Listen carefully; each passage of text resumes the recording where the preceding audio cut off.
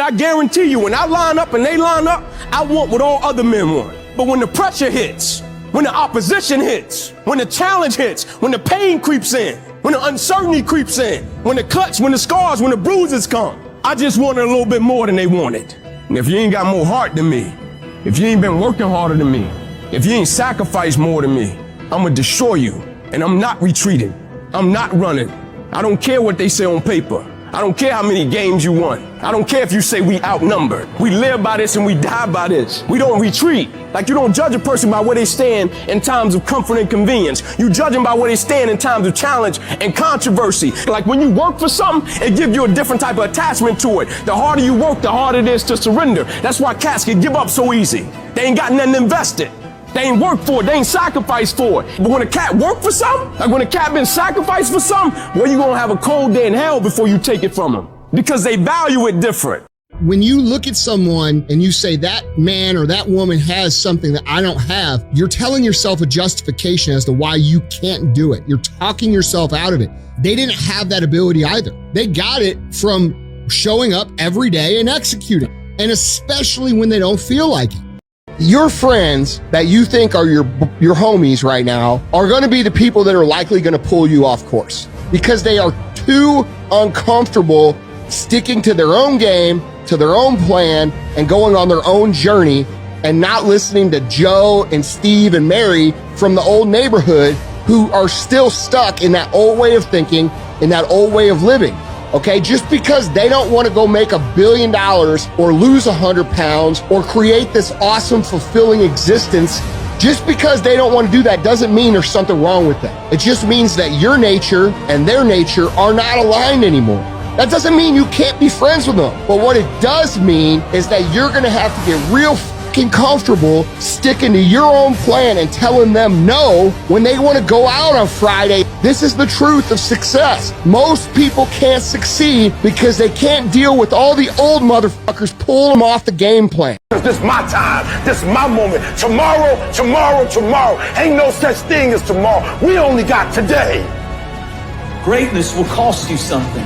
It's going to cost you some time. It's going to cost you some energy. It's going to cost you some sacrifice. It's going to cost you some resources. It's going to cost you some hours of your life. We did not come this far to just break down and lose now. I'm a winner. I'm going to win. Now, if you know what you're worth, now go out and get what you're worth. But you gotta be willing to take the hits and not pointing fingers saying you ain't where you want to be because of him or her or anybody. Cowards do that and that ain't you. You're better than that. Now go out there and show me how you do things. Show me how you live. Show me how you fight. To show you how I fight? Yeah. Show me who the f you are. Sometimes it takes certain things falling apart for better things to fall into place. Sometimes it takes losing what you're settling for to remind you of what you truly deserve. Sometimes it takes the most uncomfortable paths to lead your life to the most beautiful place. I know it's hard, but you'll never see the purpose of the storm until you see the growth it produced. You'll never see the purpose of someone leaving your life until you see what's best for your life. You'll never understand why you're going through what you're going through until you see the strength, the power, the growth that it built inside of you. I want you to understand this and believe this, Andy. Your current situation is not your final destination. This storm will eventually run out of rain. This struggle that's seeming like it's lasted forever will eventually run out of pain. This hurt you will turn into the greatest you. Life is a fight for territory. And once you stop fighting for what you want, what you don't want will automatically take over. Life is a fight. It's a fight for integrity. It's a fight for character. It's a fight for a good reputation. It's a fight for your goals, your dreams, your ambitions. Why? Because they don't give you those things when you're born. So every morning, I've got to wake up and I've got to fight. I gotta fight for my dreams. I gotta fight for character. I gotta fight for integrity. I gotta fight my fight. It's about fighting our fight. We don't give up. We fight. Stop letting stuff derail you. Keep fighting in the midst of the struggle. Keep fighting. Keep thinking positive. You only lose when you quit. knowing you gave everything you had. No matter what nobody on the outside said, fight your fight. Your mind has to be stronger than your feelings. On those bad days, when you think that you're alone, you just might be. Because you know why? No one else wants to fucking do it. So you be the motherfucker that always gets it done. Stay hard. So my advice that I would give to young men, number one, I want to share with you is to wake up early and stack wins, right? Wake up early and stack wins. What I mean about waking up early, that doesn't mean you have to wake up at 4 a.m. But if you're waking up at 8 or 9 a.m., consider waking up at maybe 5:30, 6 o'clock in the morning. And when you do, I want you to stack wins. The first win is going to be to not hit the snooze button, right? The second win is going to be to maybe drink 30 ounces of water. And I'm just kind of describing my morning routine to you. The next one is going to be to not dive into your social media, but instead to shower and get to your next thing that you're going to do. What I mean is we need to start stacking little wins. Most of you out there think that success in life is a byproduct of big wins. Like I got to make that deal, I got to get that sale, I got to start that partnership. And the big wins are important too, make no mistake about it. But I'm here to tell you that the little wins, stacked every day, every hour, over time, over days, weeks, and months, make you a fucking gangster of a human being. Wake up early and stack wins. When you quit, your mind does this. Because you're out.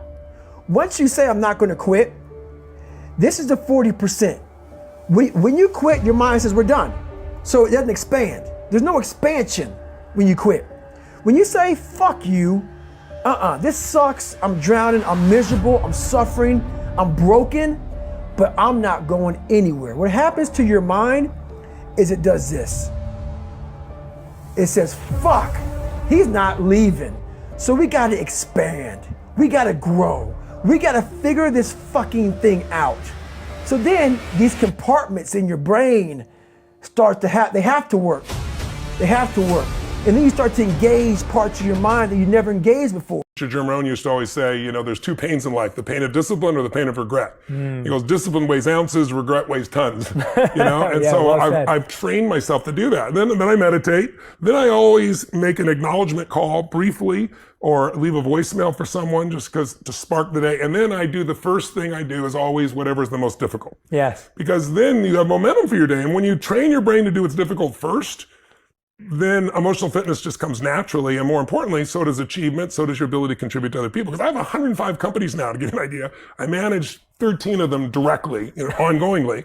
And, there are all kinds of different industries, from AI to, my resorts in Fiji to sports teams I own. And I mean, it's insane, the dichotomy of them. We're doing $7 billion in business. So I got to do that while I'm being a good dad to 5 kids and 5 grandkids, while I'm taking care of my body, while I'm living my normal mission. So if I don't take care of my body and my energy and my mind, I mean, you'd be. I don't care what you believe in. Doesn't matter. I'm not judging anybody. But let's say my thing is God. You get to heaven and we're sitting down just like this. You're God and I'm David. And he says, look at this. And look at this chart. And on the chart, it has all these different things. I was going to change the world. I was going to set records. I was going to be a Navy SEAL. I was going to be honored here, honored there. I'm like, this isn't me. Like it says David Goggins. I was an Ecolab guy. I sprayed for cockroaches and I'm 300 pounds. It said here, I'm 185. And God goes, no, that's who you were supposed to be. My biggest fear in life is if there is a final resting place in this world and there's a final judgment, and you talk to something much bigger than you. I don't want to sit down and have a conversation with someone that says, you're in heaven, this is what you should have been on earth. I want God to be up there right now as we're speaking, writing stuff down, saying, my God, he exceeded even my expectations. Wow. That's how I live my life. I now know that there is no cap on the human mind. There's no cap. We cap it ourselves. If one is passionate and committed in the noble pursuit of excellence within their chosen field, be that the arts, technology, science, humanitarianism, conservationism, then I would say one has a moral obligation and an ethical duty to be of service and to always strive to be part of the solution, not the problem. After all, it's a world that our children would inherit. That's worth being a part of. Passion, action, noble intention creates progress. Passion creates progress. The comfort zone is dangerous. When you're comfortable, you are at most danger. You should never feel comfortable. You should be happy and dissatisfied. Anybody ever tell you, hey, look, you know what? Just be satisfied with what you got. Don't believe them. Get them away from you. That's good. You should never be satisfied with what you got. Because the attempt to get more makes you into something better all the time. It's impossible. Can't be done. I've heard that so many times. Orville, Wilbur Wright, I know they had to hear that. Fly? Y'all crazy. Supposed to fly would have wings. Roger Bannister, first man to break the 4-minute mile. I'm sure they told him it couldn't be done. They've been saying it couldn't be done for years. No way he can run a mile in under 4 minutes, Roger. Roger said, fuck y'all. And politely took his crazy ass out there on the track and did that shit.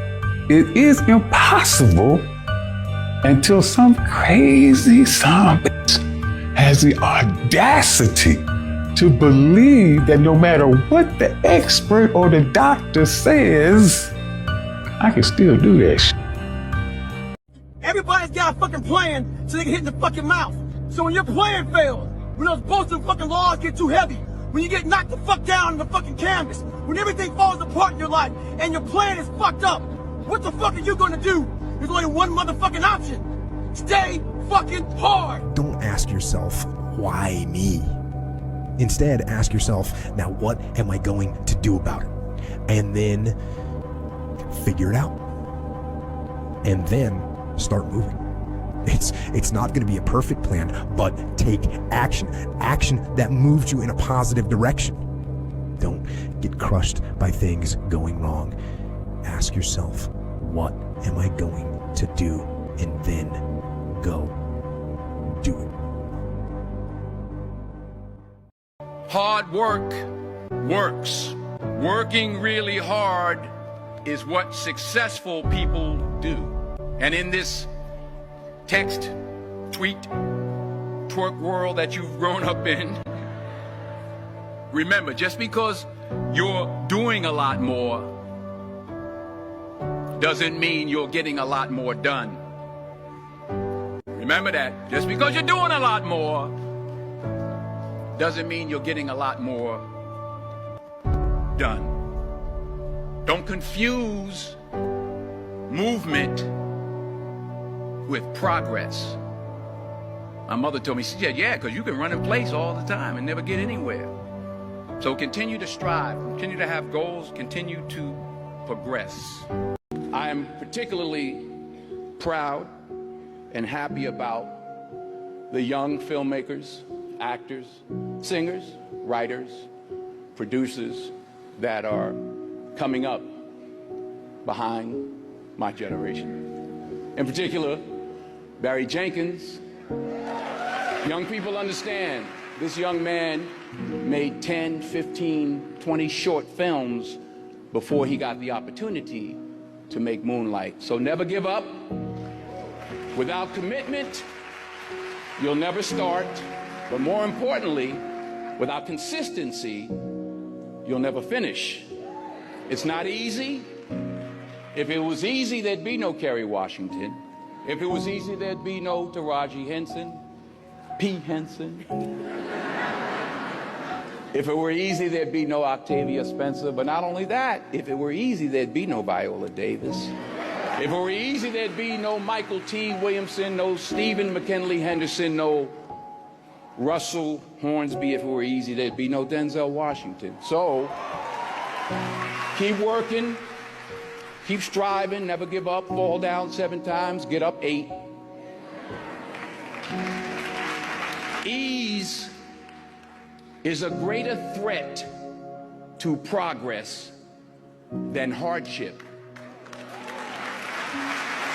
Ease is a greater threat to progress than hardship. So, keep moving, keep growing, keep learning. See you at work. If you want to become successful in life, young man, he said, number one, you got to change your mindset. He said, you don't get in life what you want, you get in life what you are. Number 2, practice OQP, only quality people. Third thing he said, develop your communication skills, because once you open your mouth, you tell the world who you are.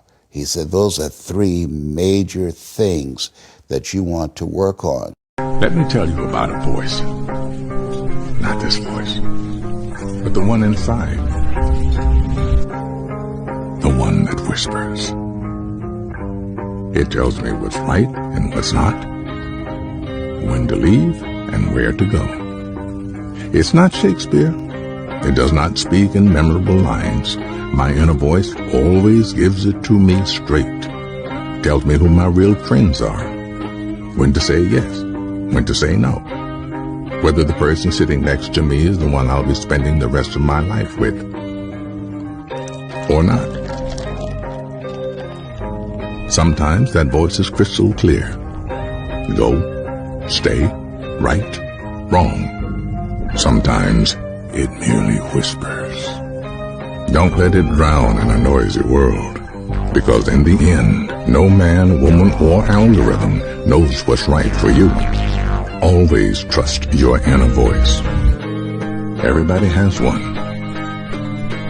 Few listen to it. I will never quit, because if you quit, you're done. You may still be alive walking around on this earth. You're done. I will never quit. I will persevere and I will thrive on adversity. My team expects me to be physically harder and mentally stronger than our opponents. I hold myself to that standard. I will be physically harder and mentally stronger than anything that comes against me, my family, my business, my brothers, my sisters, my team. I will be the one that is physically harder and mentally stronger, and I will work to maintain that position. You won't beat me. The human brain cannot comprehend the negative. It is incapable. You ready? Don't think of an elephant. And so what happens is we very often reinforce things when we put things in the negative, right? I can't get apart. I can't get apart. I can't get apart. Or I can't do this versus I'm going to keep doing this. It's such a huge thing to convert things into the affirmative. You're supposed to do it with children as well. Instead of saying to children, don't eat on the couch, we're supposed to say, eat at the table. Pilots know this. It is well known in the pilot community that when you tell a pilot, don't hit the obstacle, they'll hit the obstacle. Because what they're doing is focusing on the obstacle. It's the same thing for you. If you focus on the obstacles, all you will see is obstacles. It's your choice how you choose to perceive your own career. It's literally perspective. Whatever you're going through right now, it's happening on purpose in order to forge you into the person that you were created to be, ultimately. But if you quit, you will never get to be the person that you were created to be.